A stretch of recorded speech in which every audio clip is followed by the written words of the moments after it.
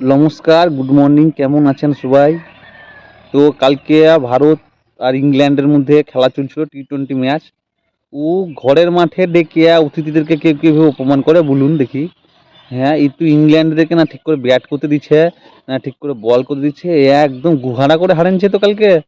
এই যে দেখুন, প্রথমে ব্যাট করতে নেমে ইংল্যান্ড তো কিছুই বুঝতে পারছে না কোন দিকে যাবে, কোন দিকে আসবে। ও বরুণ চক্রবর্তী, হার্দিক পান্ডিয়া, অক্ষর পটেল, আশদীপ সিং সবাই মিলে উইকেট পেয়েছে। 3টে উইকেট নিয়েছে বরুণ চক্রবর্তী, আর বাকি সবাই দুটো দুটো করে উইকেট নিয়ে খেলা গুটেন দিয়েছে। খেলা তাড়াতাড়ি গুটেন দিয়েছে। তারপরে তো ওরা 130 রান করেছে। আর এদিকে ব্যাট করতে নেমে ইউআই কি যেন বলছে, অভিষেক শর্মা, ওয়ার তো কি ঝড় তুলেছে রে বাবারে বাবারে।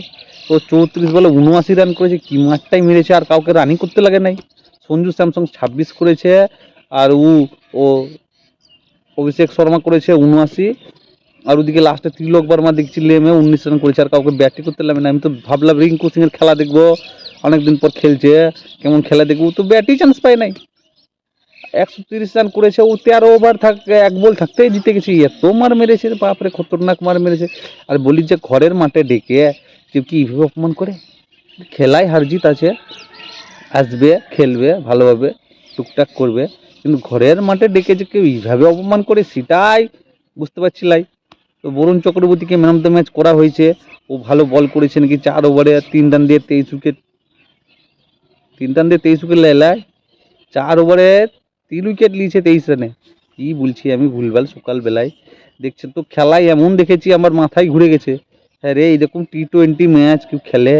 এটা যদি ভারত প্রথমে ব্যাট করতো তাহলে তো 200-300 রান তো আরামসে করে দিত। 13 ওভারে 130 রান করে দিচ্ছে, এ তো 220-230 রান তো এমনি করে দিত।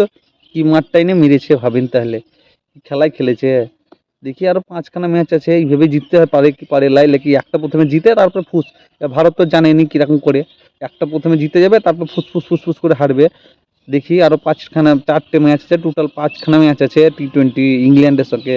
ওরাও ছেড়ে কথা বলবে লাই, পরের ম্যাচগুলোতে দেখবেন ওরাও কিরকম তুমতারান দিবে। দেখি এবার কি হয়।